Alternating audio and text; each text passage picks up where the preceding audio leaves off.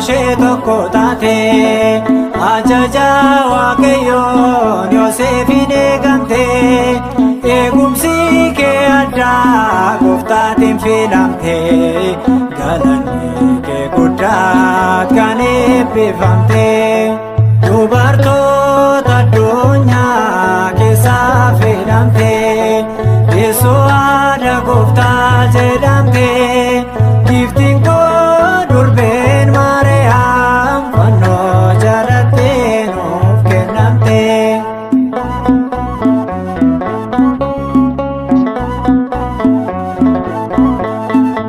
Naazireetiin jirta Gabriel sitti ergame sagalee misiraachoos dhufee sitti hime durbummaadhaan isee gooftaa akka deessoo dabalees Isaayyaas kan mirkaneessoo dubartoota addunyaa keessaa filamte Yeesoo haadha gooftaa jedhamte giftiin durbeen Maariyaam fannoo jalattee nuuf kennamte.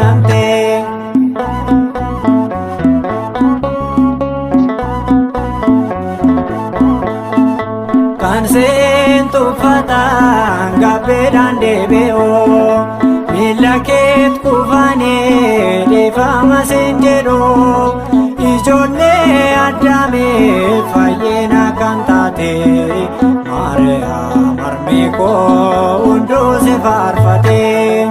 Dubartoota addunyaa keessaa filamte teessoo haadha Gooftaa jedhamte giftiin koo durbeen Maariyaam fannoo jalatti nuuf kennamte.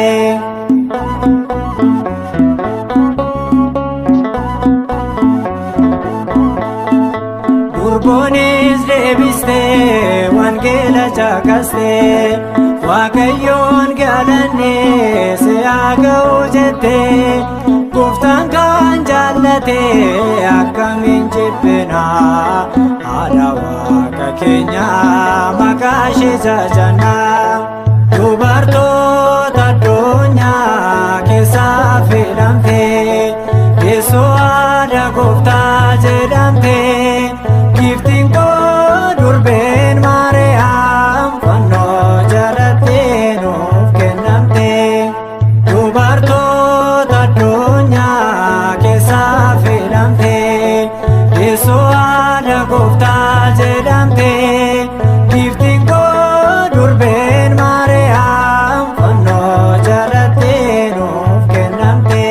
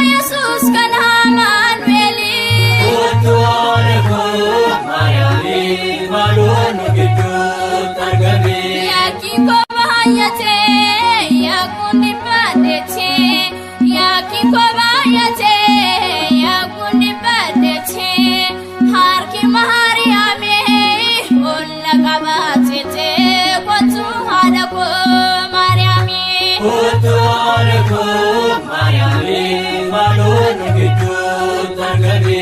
Haadha Gooftaa Yesuus kan Amaanu'eelii. Kootu haadha koo Maariyaamii maaloo nu gidduutti argame.